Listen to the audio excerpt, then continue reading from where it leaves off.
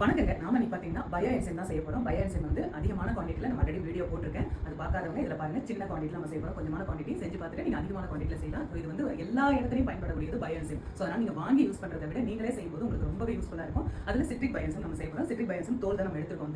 வந்து லெமன் தோல் எடுத்துக்கோம். இந்த லெமன் தோல் இல்லைனா ஆரஞ்சு, சாத்துக்குடி இது மாதிரி எது வேணாலும் நீங்க எடுத்துக்கலாம். கிச்சன் வேஸ்ட் அது வந்து அழுகாம இருக்கணும், புழு வைக்காம இருக்கணும். அது மாதிரி இல்லாம பாத்துக்கங்க. வதங்கினதா கூட இருக்கலாம், ஆனா வந்து அழுகி இருக்க கூடாது.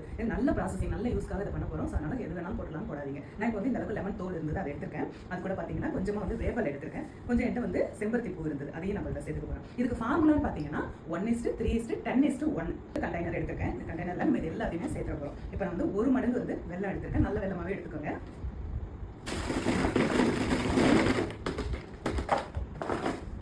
இப்போ இதுல பாத்தீங்கன்னாக்கா இந்த செம்பருத்தி வேப்பலை இது எல்லாமே சேர்ந்து நமக்கு வந்து 1 கப் அளவுக்கு இருக்கு.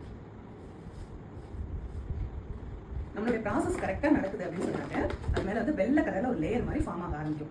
ஏதாவது தப்பு நடக்குதுன்னு சொன்னால் ஒரு மாதிரி ஸ்மெல், பேட் ஸ்மெல் வர ஆரம்பிச்சிடும். அப்படி இல்லைன்னா பச்சை கலரில் ஃபார்ம் ஆகிடும். அது மட்டும் நீங்கள் பார்த்துக்கங்க. நீங்கள் வந்து 90 டேஸில் பார்த்தீங்கன்னா ஒரு 1 மந்த் வந்துட்டும் ஒரு 30 நாள் வரைக்கும் நீங்கள் ஓப்பன் பண்ணணும். சின்ன பாட்டில் இருந்தால் ஓப்பன் பண்ணிட்டு திரும்பி க்ளோஸ் பண்ணிடுங்க. இந்த அளவுக்கு ஓரளவுக்கு பெரிய பாட்டில் பெரிய பெரிய கண்டெய்னரில் பண்ணுறவங்களா இருந்தால் டெய்லி காலையில் ஒரு தடவை, ஈவினிங் ஒரு தடவை நல்லா மிக்ஸ் பண்ணி விட்டுடணும். நான் நிறைய பண்ணிகிட்டே இருக்கேன். அது அத்தனையும் நிறைய எல்லா யூஸ்லையும் நான் பயன்படுத்திக்கிட்டே இருக்கேன். ஸோ அதனால் ரொம்ப யூஸ்ஃபுல்லாக இருக்கும். இப்போ இது வந்து 1 மடங்கு இந்த வந்து வேப்பலை செம்பருத்தி சேர்த்துருக்கோம். அடுத்தது 1 மடங்கு வந்து இந்த லெமன் தோல் சேர்த்துருவோம்.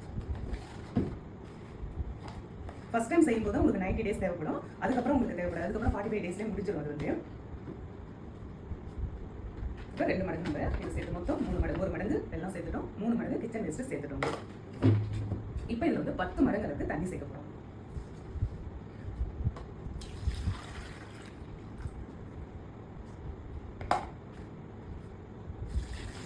ஸோ இது மாதிரி 10 மடங்கு அளவு தண்ணி சேர்த்துருங்க. இது வந்து 10 மடங்கு அளவுக்கு தண்ணி சேர்த்து இந்த கேப் இருக்கணும். இது நொதித்தல் நடக்கும். என்ன ஆகுனா அது அப்படியே பொங்கி வெளில வந்துடும். கேப் இருந்தால் தப்பு இல்லை. கேப் இருந்தால் தான் நல்லது.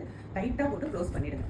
இப்போ காலையில் இதை நீங்கள் ஓப்பன் பண்ணுறீங்க அப்படின்னா ஸ்டிக் வச்சு நல்லா மிக்ஸ் பண்ணிவிட்டு திரும்பி நல்லா டைட்டாக மூடி வச்சிருங்க. இது வந்து கம்பல்சரி நல்லா டைட்டாக மூடி வச்சிருக்கணும். இது வந்து டேட் போட்டு நீங்கள் அவசியம் டேட் போட்டு வச்சிங்கன்னா 30 டேஸ் டெய்லி ஓப்பன் பண்ணுங்க. நல்லா ஒரு மிக்ஸ் பண்ணி விடுங்க. திரும்பி க்ளோஸ் பண்ணிடுங்க. 30 டேஸ் அதுக்கப்புறம் நீங்கள் எதுவுமே செய்யணும். 60 டேஸ் வரைக்கும் அது அப்படியே இருக்கணும். வந்து நல்லா நொதித்தல் நடந்து இது போட்டுக்கிறது எல்லாம் செரிச்சிடும்.